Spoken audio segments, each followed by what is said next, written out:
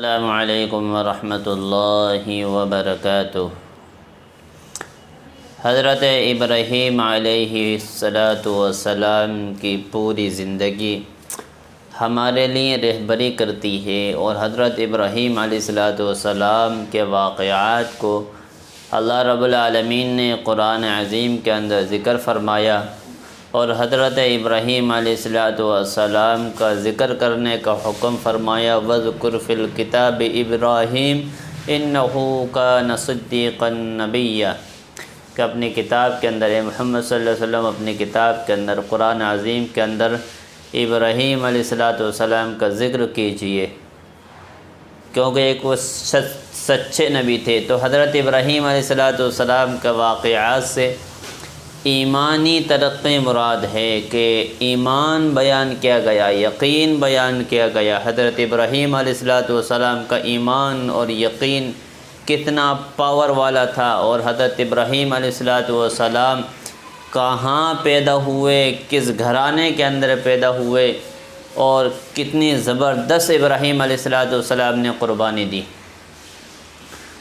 تو حضرت ابراہیم علیہ السلام کے واقعات ہمارے چل رہے ہیں۔ تو حضرت ابراہیم علیہ السلام اور قوم کی ٹکر ہو رہی ہے، یعنی ٹکراؤ ہو رہا ہے۔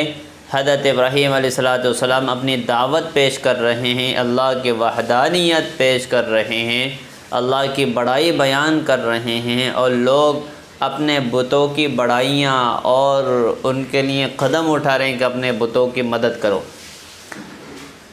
تو پھر فرمایا قال فتعبدون من دون اللہ ما لا ينفعكم شيئا ولا يضركم اف لكم ولما تعبدون من دون اللہ افلا تعقلون، کہ جب یہ نہ سن سکتے ہیں، نہ نفع دے سکتے ہیں، نہ نقصان پہنچا سکتے ہیں، تو تم ان کی عبادت کیوں کرتے ہو، ان کی پرستش کیوں کرتے ہو، ان کی پوجا پاٹ کیوں کرتے ہو؟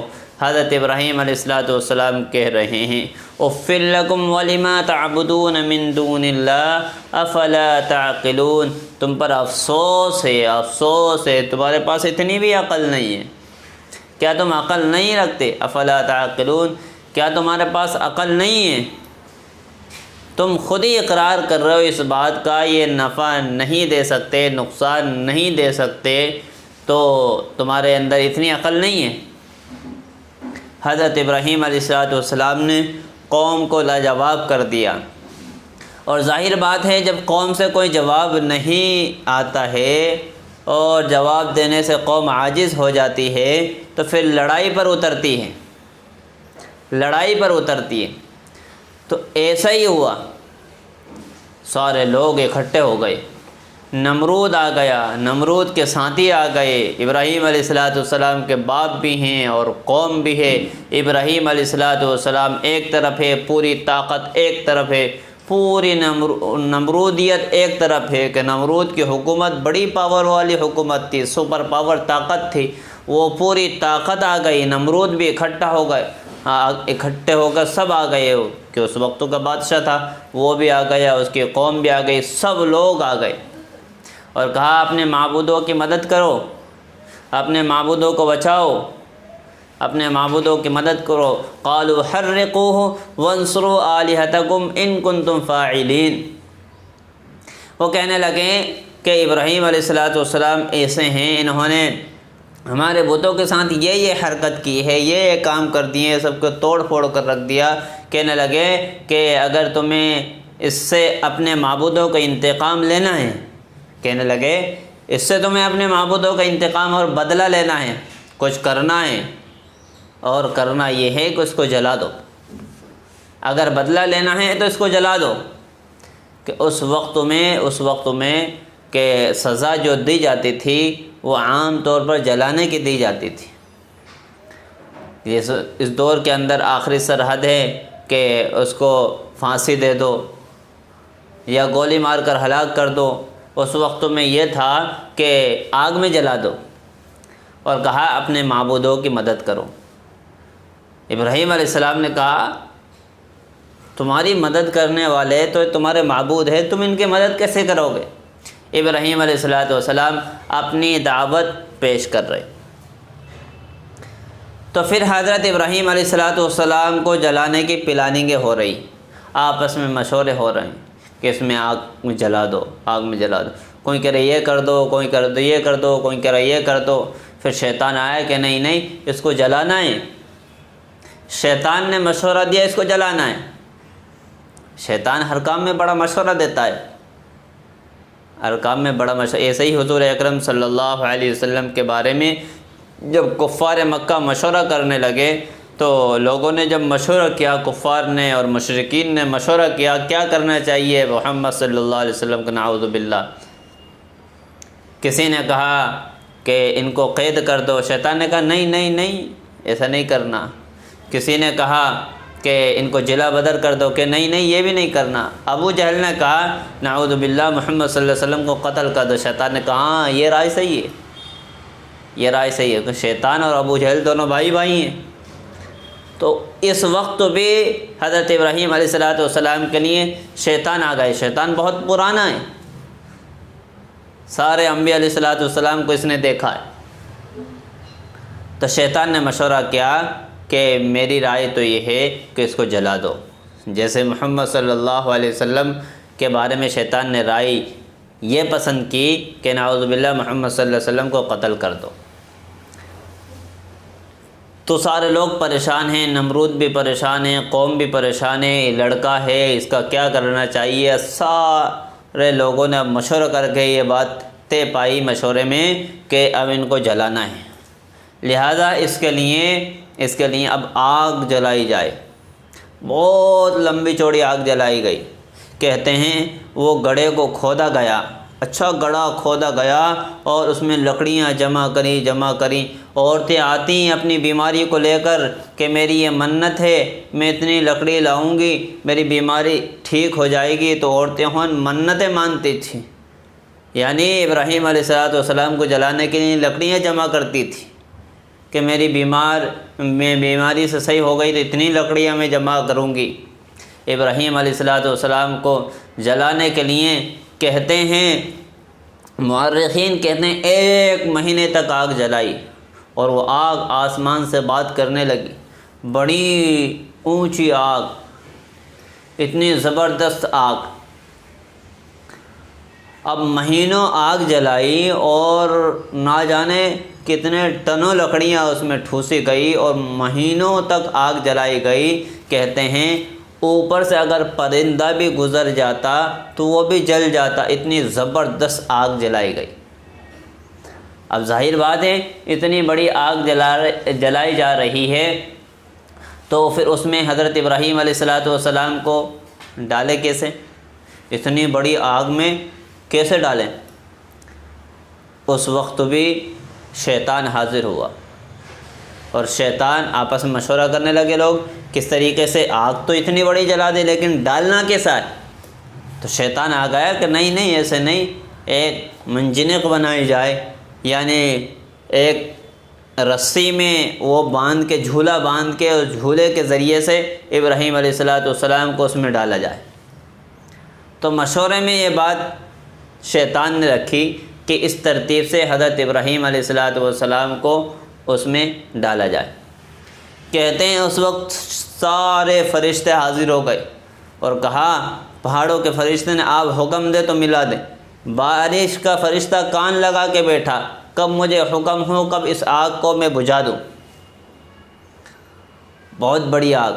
حضرت ابراہیم علیہ السلام کا یقین اللہ کی ذات پر۔ کہتے ہیں حضرت جبرائیل علیہ السلام کی بھی مدد حضرت ابراہیم علیہ السلام نے نہیں لی اور کہا میرے لیے اللہ کافی ہے۔ جب حضرت ابراہیم علیہ السلام کو پھینکا جا رہا تھا تب حضرت ابراہیم علیہ السلام نے ایک جملہ کہا، حسبی اللہ و نعم الوکیل، میرا اللہ میرے لیے کافی ہے۔ یہ جملہ اللہ رب العالمین کو پسند آیا، اللہ نے اس جملے کو قبول فرمایا اور حضرت ابراہیم علیہ السلام کی مدد فرمائی۔ جبرائیل جیسی طاقت سے انکار کر دیا، اتنا پکا یقین حضرت ابراہیم علیہ السلام کا۔ کہتے ہیں کہ اس وقت میں حضرت ابراہیم علیہ السلام کی عمر 16 سال تھی۔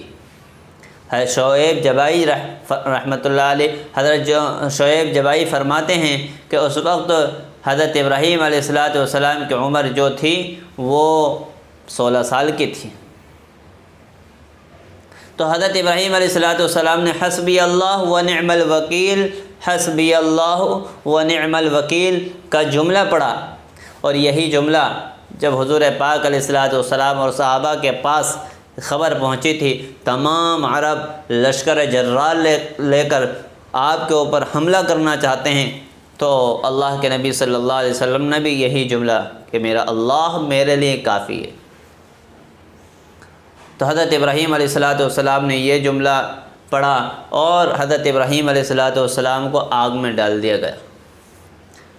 بڑی خطرناک آگ، کہتے ہیں آگ نے حضرت ابراہیم علیہ السلام کا کچھ بھی نہیں کیا، ایک بال بھی نہیں جلا۔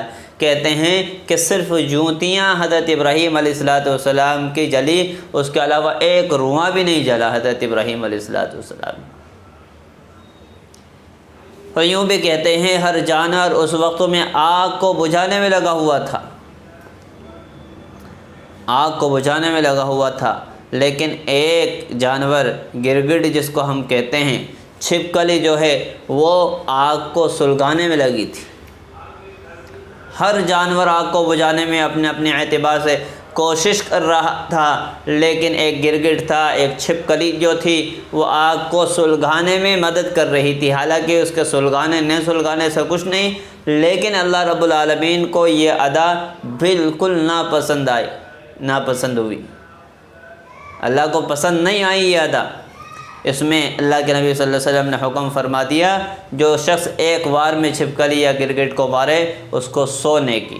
بلکہ حضرت عائشہ رضی اللہ عنہا نیزہ رکھا کرتی تھی، حضرت عائشہ رضی اللہ عنہا نیزہ گھر میں رکھا کرتی تھی۔ کسی نے پوچھا اب یہ نیزہ کیوں رکھتی ہو؟ فرمایا کرتی تھی کہ چھپکلی کو ایک وار میں مارنے پر 100 نیکی آئے، چھپکلی کو مارنے کے لیے میں یہ نیزہ رکھتی ہوں۔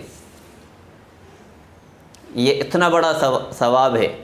آج کل کی عورتیں تو چھپکلی سے ڈر کے بھاگ جاتی ہیں، تو یہ حضرت عائشہ رضی اللہ عنہا چھپکلی کو مارنے کے لیے نیزہ، تو یہ اسی لیے فرمایا کہ اس وقت میں حضرت ابراہیم علیہ السلام کہ آگ سلگائی جا رہی تھی، آگ میں پھینکا جا رہا تھا، جب یہ آگ کو اور پھونک رہے تھے، یعنی وہ عمل کر رہے تھے۔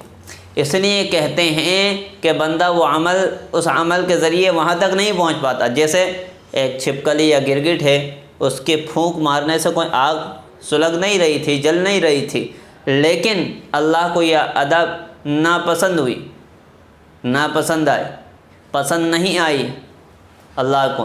تو ایسے ہی بندہ ایک چھوٹا کام کرتا ہے اور اس کی نگاہ میں وہ عمل بہت چھوٹا ہے، لیکن اللہ کی نگاہ میں وہ عمل بہت برا ہے۔ ایسا ہی نیک عمل آدمی کرتا ہے، ایک نیکی ایسی ہوتی ہے کہ اس بندے کو کہاں سے کہاں پہنچا دیتی ہے، اللہ کو ادا پسند آتی ہے، اللہ رب العالمین اس کا مقام مرتبہ بڑھا دیتے ہیں۔ تو حضرت ابراہیم علیہ السلام کو آگ میں پھینکا گیا۔ یہ تفصیلی واقعہ ہے، انشاءاللہ آئندہ پارٹ میں ہم کریں گے۔ اللہ رب العالمین ہم سب کو عمل کی توفیق نصیب فرمائیں۔